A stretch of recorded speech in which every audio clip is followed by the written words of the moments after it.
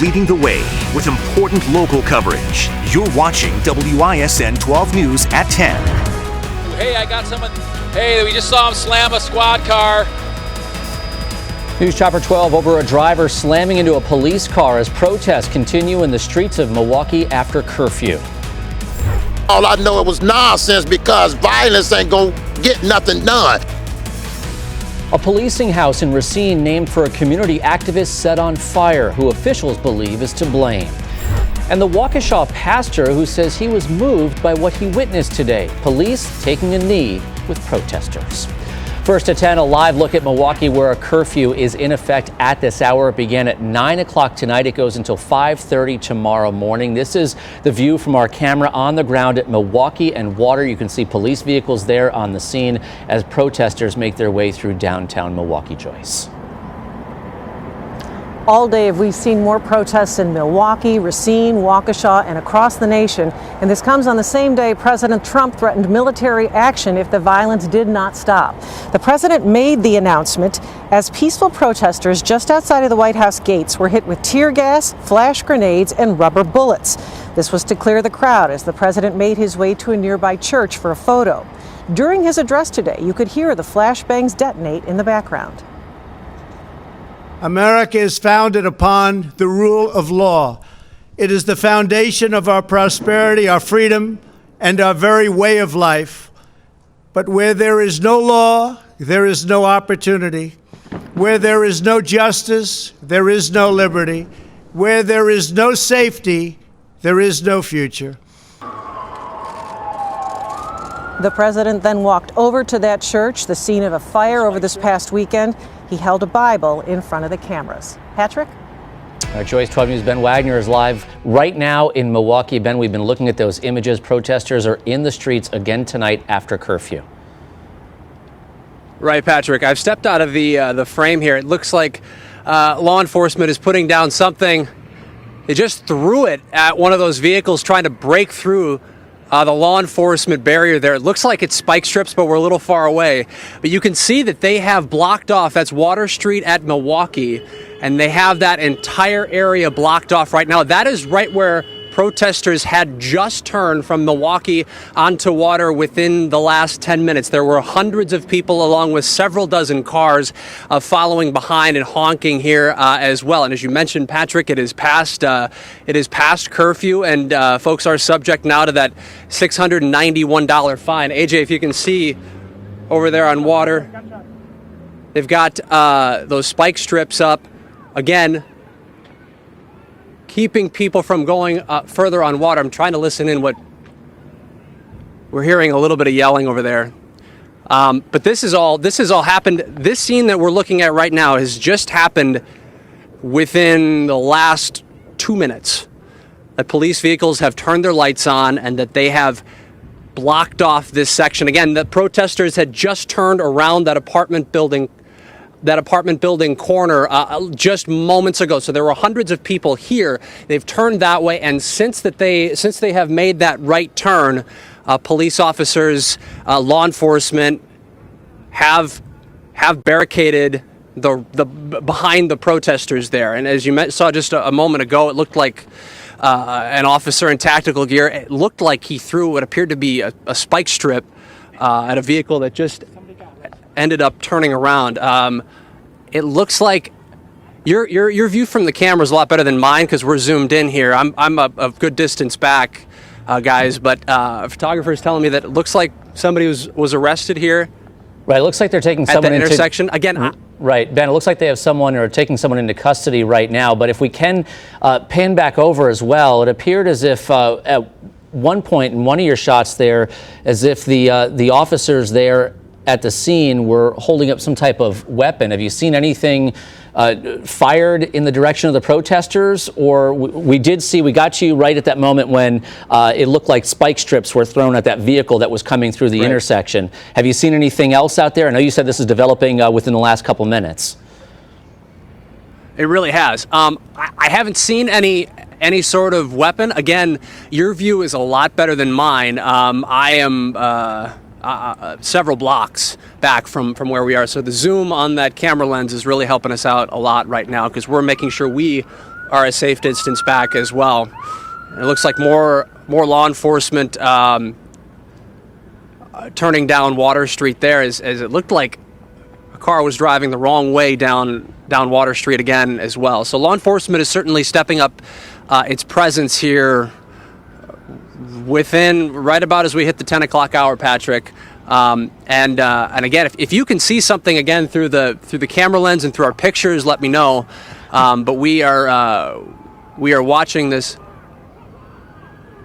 So Ben, give us an idea how far away are the... Patrick, we just heard someone yell, "Drop the gun," and this is right at the corner. Yeah, it looks like someone's coming out of that blue vehicle right there. Law enforcement has. Can you guys hear that bullhorn? We can't make out what they're saying. Okay. So they do have somebody out of that car now. Right. So what we're seeing, Ben, and we heard pretty clear. Go ahead, Patrick. We heard pretty clear. Drop the gun from law enforcement, and it looks like they have weapons drawn right now, from what I can see. Do you know, was that vehicle coming out of that car now? Was that vehicle in the intersection before when we saw when we were zoomed in, our camera was zoomed in before, we saw officers there holding up weapons and pointing it in that direction. Do you know if that vehicle was parked in the intersection, or did it just pull up? It looked like it just pulled up. Honestly, this is the first. Just now is the first time that I have seen it. It did not look like it had been there for very long before officers and deputies there moved in. And we've got more law enforcement, more tactical vehicles moving here to this intersection. But it looks like they've got 2 people at least who are in police custody right now. Again, Patrick, we heard pretty clear from officers. They said, "Drop the gun." It looks like everybody is cooperating with police right now. But again, this whole situation, it seemed like 10 o'clock hit and boom, the lights went on and we saw a pretty remarkable show right out here on Water Street, Patrick. And again, as we mentioned, the curfew went into effect at 9 o'clock tonight. It lasts until 5:30 tomorrow morning. As we watch this shot right here, Ben, I am curious, how far up the street are those protesters right now? Are they a block, 2 blocks, several blocks away from this intersection? I would say, the protesters who are on foot are out in front of the whole group. And they made the turn at about 9:55 around that apartment complex. So I would say they're probably a good 4 or 5 blocks up the street. Depends on which way they turned, if they turned onto Pleasant or if they continued on Water Street toward Brady. And then the cars behind are traveling a little bit more slowly, especially here because they were backed up along Milwaukee because they had to come and turn right onto Water Street. So they may be, a little bit closer. But police have been kind of following along. They've been tracking this group of protesters, which really has been peaceful this evening. They have been chanting. There's been a bit of reckless driving. We saw people driving on the sidewalks here on Milwaukee. But I would say, Patrick, they're not far. They're not far from where we are right now. Okay, Ben, we're going to keep you in place right there. You keep eyes on this situation. We do have another view right now from Matt Salemi in News Chopper 12. He's flying above the scene. Matt, give us an idea of what you're seeing from up there. Yeah, I can tell you exactly where the marchers are, Patrick. They're on Brady Street already. They did continue east on Brady. They crossed Cass, and it looks like now they're near Marshall Street. There's still a couple hundred of people on foot. And then I'll widen out here and I'll pan down Brady to show you how far they've gotten off of Water. There's where Water Street starts right there, and there's where the tail end of the cars are. Now, where Ben was standing is around the corner here, but the Pleasant Street Bridge intersects with Water Street. That's where the massive police presence is. Now, they've passed Holton, they've passed Cass, as I mentioned, and they're on Water Street. Now, we got up right as the curfew was going into effect at 9 o'clock.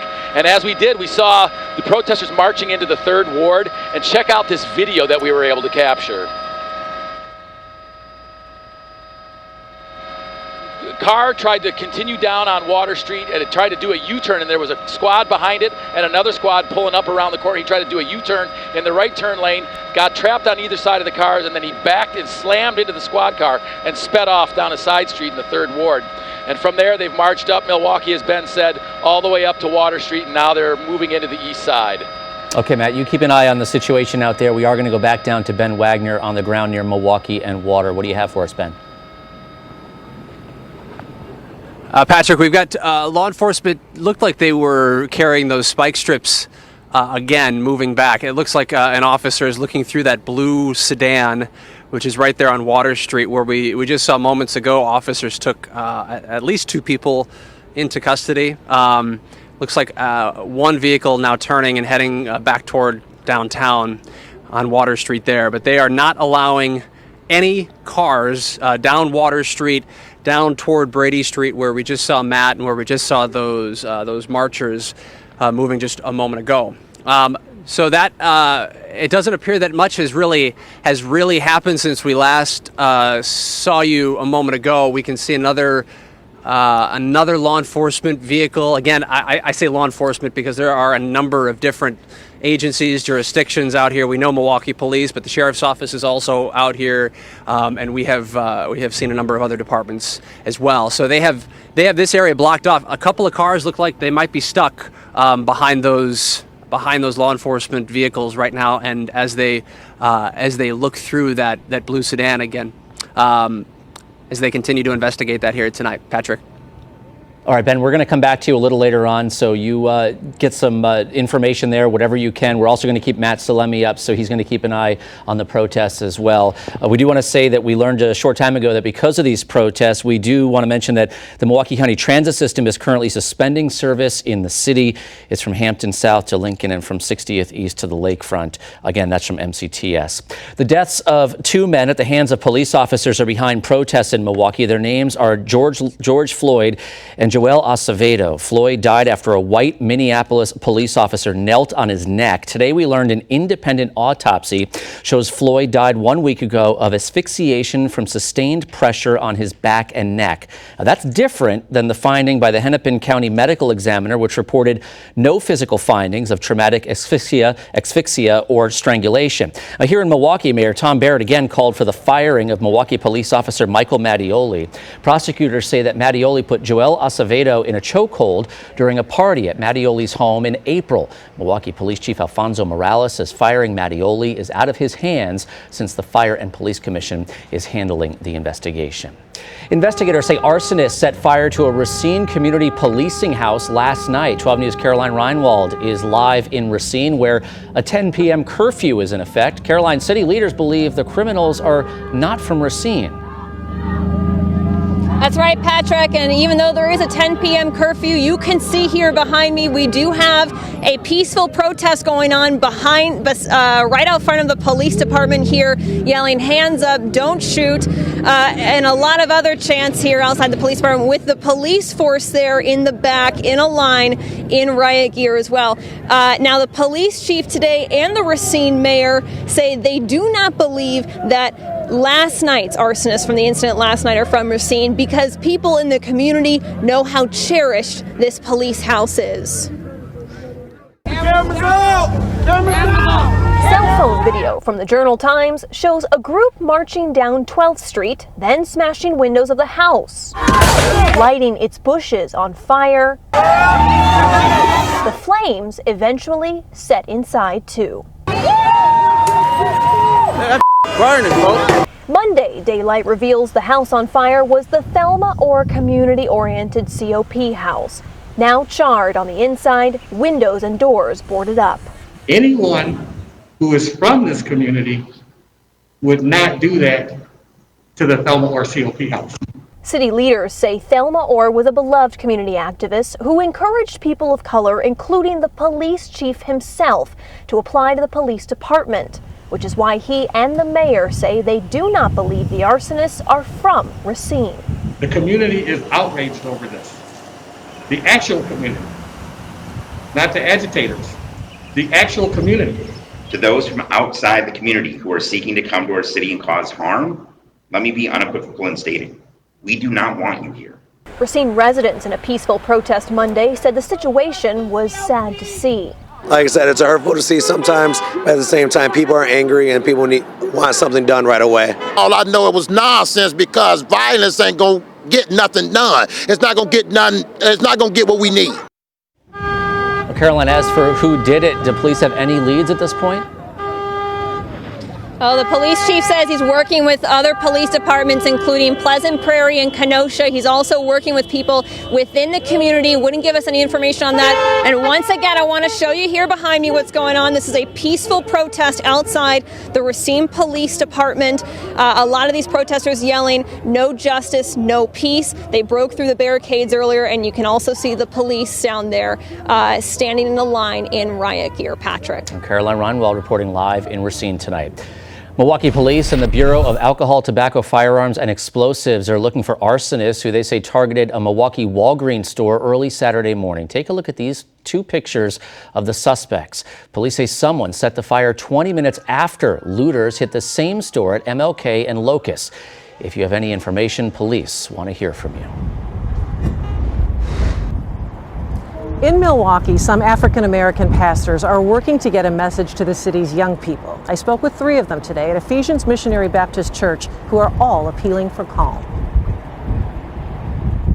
What message would you like to get to the young people of the city of Milwaukee? The main message is calm down, relax, let's get a strategy, let's come together and think about how we can make a difference versus the violence, the destruction.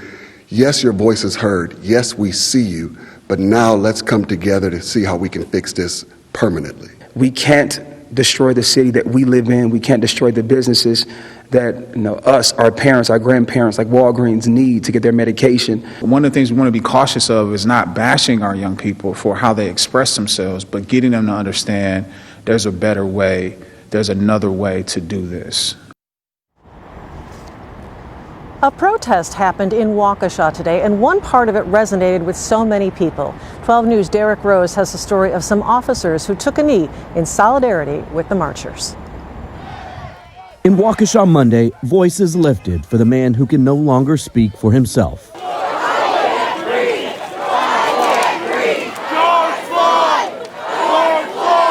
George Floyd's name an echo throughout Waukesha. And just as loud was the point where protesters and police found common ground, down on one knee. Pastor Todd Pope witnessed the moment and was moved. A lot of people are throwing all police officers in the same boat. And I appreciated the fact that those that were marching for peace and that Black Lives Matter and against the brutality wasn't holding every police officer guilty. They're being cast in the same light as some monsters who committed murder. And so I just appreciated that there was, that sense of we can do this together, I think is what I got out of that. And that love is the answer and kind of unity is the answer. Derek Rose, WISN 12 News. Also in Waukesha tonight, a parking lot prayer vigil, Patrick. Joyce, 12 News' Matt Smith brings us their call to action. We want so hard to believe that we are not a racist society. At United Unitarian Universalist Congregation in Waukesha, It's really difficult to find the words when you're going through it. a night to remember. To have my hands bound behind me, completely defenseless. And a call to action. Dozens showed up on short notice. This is a really important one. Some with handmade signs. By our actions, we're examining ourselves. Socially distancing in the church parking lot to unite their voices, even when words won't always do. This is too much. This is too much. The people are crying out for a change and saying it's enough. Sabrina Benson and Meg Whaley organized the vigil, reading names of others killed by police. Eric Gardner, Frank Smart, Don Trey Hamilton, Philando Castile. Now promising to push for change. When do we actually talk about these topics when it comes to our religion, our faith? In Waukesha, I'm Matt Smith, WISN 12 News. Protests are happening in the middle of a pandemic. Wisconsin added 140 positive test results overnight. Here's a look at the map across southeast Wisconsin. The state's total has surpassed 18,595 people have died. Now here's a look at the number of new positive tests each day over the past 10 days. Today's 140 new cases are among 3,600 test results reported today. Let's go back to 12 News' Ben Wagner, who is live in downtown Milwaukee. Ben, you have an update for us on the situation out there? Yeah, Patrick, we're just off camera here, too, so you can get another better look here. But we've seen at least 5 arrests here since we last spoke with you. That looks like a sheriff's department vehicle over there where officers have been putting people into the back there as well. We've seen arrests over this way. And then, AJ, if we can also pan off to the left over here, we've seen Milwaukee police also making 2 arrests over here. It looked like those people were carrying a box with something in there as well. Can't tell what it is from this point. But Milwaukee police and law enforcement, again, out here, they have been making arrests, as Chief Morales said that they would in a news conference earlier today. I do want to reiterate that the protest that came through here now about 15-20 minutes ago was a peaceful protest. However, it is past curfew now, well past the 8 o'clock curfew, and folks are subject now to that $691 fine. AJ, if we can pan back again over this way, we can see that officers have essentially been leading people from Water Street into the back of this vehicle here in handcuffs as well. So we are staying on top of it out here from the scene, Milwaukee and Water Street. We will continue to follow the situation. Stay with us here. We'll be right back.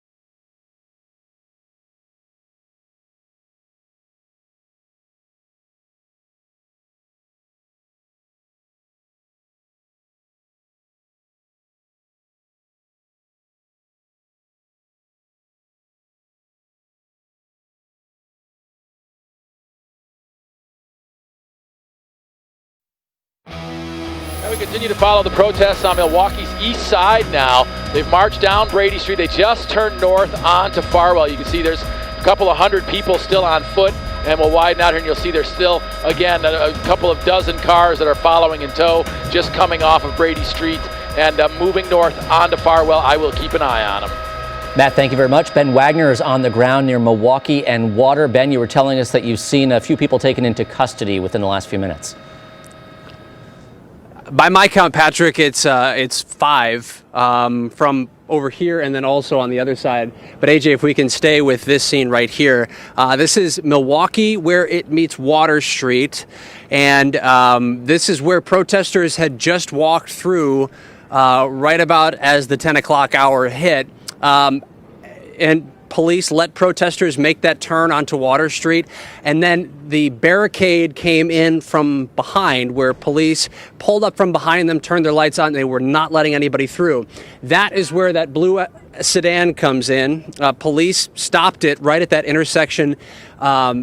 They said, put the gun down, is what we heard from our vantage point, again, a good distance away. And then we saw a couple of people led out of that blue sedan and into custody here. Again, we are well past the 8 o'clock curfew that was put in place again for the third night. And so police did say they would be out, and they would be issuing citations and making arrests as well. A $691 fine can be imposed for violating the curfew here in Milwaukee. So again, this is the scene here as protesters are now well on their way down as they've gone past Water Street, and Matt Salemi's got a much better view of it from News Chopper 12. But we will stay on the scene here. We'll continue to monitor, and for now, we'll send it back to you guys in the studio, Patrick. All right, Ben, again, that curfew went into place at 9 o'clock. It goes until 5:30 tomorrow morning. Let's go out to Joyce now. Joyce? Patrick, volunteers turned out this afternoon to help clean up a neighborhood that was damaged by the violence over this past weekend. They gathered outside Pete's Fruit Market at MLK in North to collect cleaning supplies before heading out onto the streets. Volunteers told 12 News they support the peaceful protests, but were alarmed at the violence that followed. Protesting is a good cause to stop the injustice in the city, but as far as damaging your own neighborhood is getting a little bit too much. So I just thought I'm needed in this presence to make a difference. Several community groups worked together to help launch that effort. Now I want to throw it to Chris Swaim, who's in for Mark Baden tonight. Chris, it's a comfortable night tonight, but I understand we have some serious heat on the way. Yeah, we're going to get into record territory as we head into tomorrow. Now, we were in the 70s today, officially 75. I know it says 74 here. We warmed up after the reading came in. But I want to show you the big picture, because that air mass off to the west is the one that's going to be arriving here as we head into tomorrow. So some of those temperatures in the 90s will be in southeastern Wisconsin for tomorrow. Very summer-like temperatures and rare air for our area. If we get to 90, we'll tie a record. 80 on Wednesday, 78 on Thursday, 80 back on Friday. So the average high does continue to climb up to 71 now, but we'll be operating well above average for this time of year if we get into the 80s and 90s over the next couple of days. Record territory, the record set back in 1944. It'll feel like 97 degrees when you factor in the humidity. The last time we hit 90 degrees was August 5th. That was 303 days ago. So it's been a while since we've seen temperatures this warm. Dew points in the 50s, 60s out toward Madison and into the Dells. Those numbers are going to go up as well. That'll make it feel even warmer than the actual air temperature. 70 for dew point Tuesday, 63 into Wednesday. Back into that comfortable range Thursday. Still pretty sticky Friday at 60 there. That's kind of the threshold for a noticeable dew point. That will lead to some energy in the atmosphere. We stay dry throughout the day on Tuesday. That southwest wind really fueling our temperatures. Watch this complex of storms. As that starts to arrive late Tuesday night into Wednesday, we could see some damaging wind and hail out of that. It'll be something that we're watching very closely late Tuesday night. Already being picked up by the Storm Prediction Center. Our area now marked under a slight risk for severe weather, which is an elevated risk. So we'll be watching that. That's why when impact day, both Tuesday and Wednesday. 90 to 80 to 70s. We kind of level off there over the next couple of days after that. A chance of storms by Friday, cooler by the weekend. We dry out after that. All eyes on the next 48 hours, Patrick. I'll be watching it closely. It's going to be steamy tomorrow. All right, Chris, thank you. We're back after this with our shout out to high school seniors.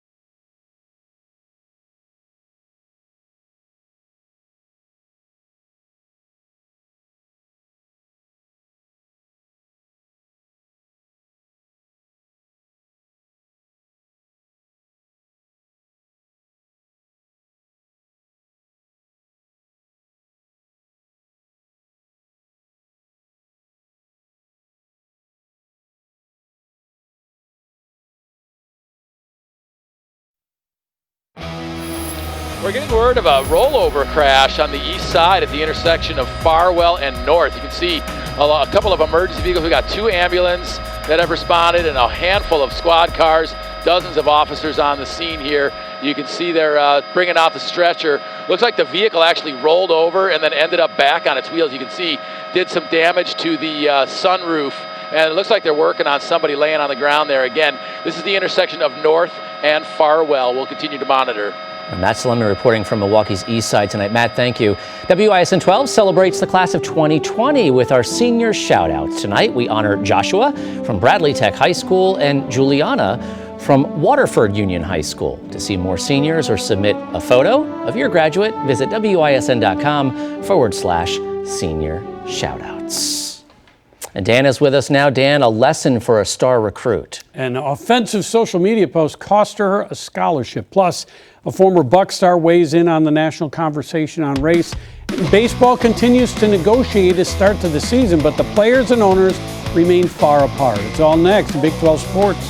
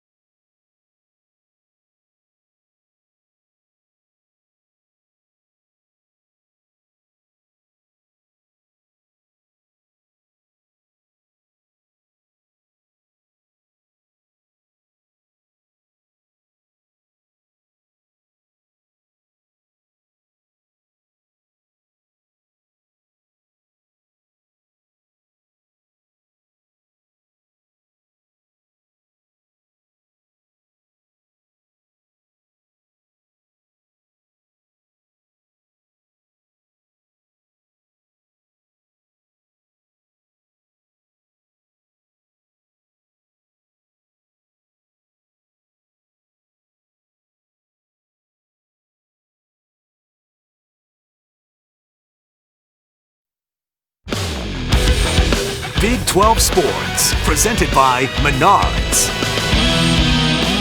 Former Bucks guard Malcolm Brogdon was among the many athletes who took part in peaceful marches or protests over the weekend.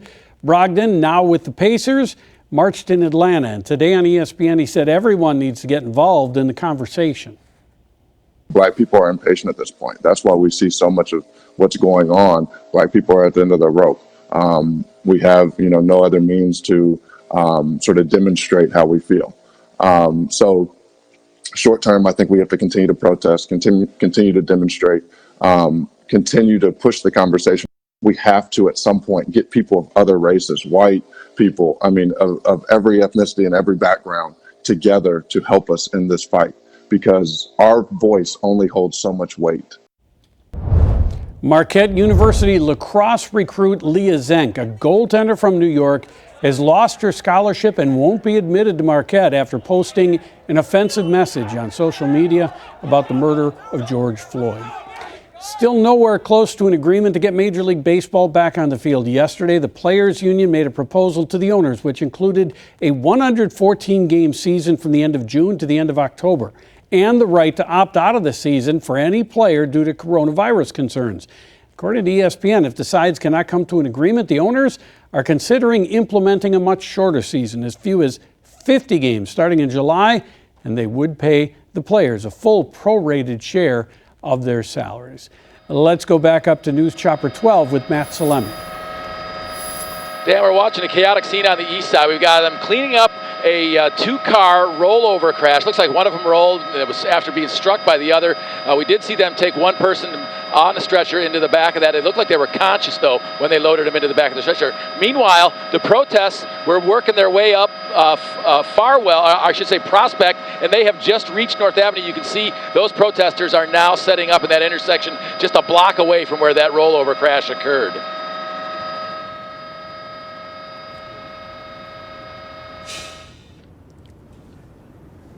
And we are live here outside at Milwaukee and Water. Scene is a little bit different than when we first talked to you at the beginning of the newscast here tonight. Looks like some sheriff's deputies are now making their way elsewhere. They're turning onto Water. We've seen the tactical vehicles there as well.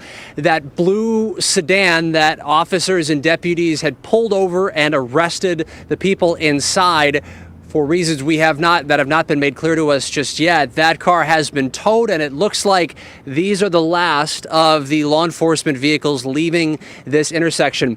This is where all of the protesters that we have seen here throughout the evening had been marching down from Milwaukee onto Water Street and turning right and ending up now, as Matt just mentioned, over on the east side. But the sheriffs and law enforcement got in behind the protesters and set up kind of a rolling barricade to make sure nobody came through the other side. Again, those have been largely peaceful protests here this evening, though we are past the, again, 9 o'clock curfew here tonight. We have seen also, Patrick, a number of arrests being made here in the last 20 minutes. All right, Ben Wagner reporting from downtown Milwaukee. Chris, a quick check of the forecast. It's going to get steamy. Yeah, we get a taste of summer tomorrow. Near 90 could be in record territory. We'll watch for strong to severe storms after that. Our next newscast is at 4:30 in the morning. Good night.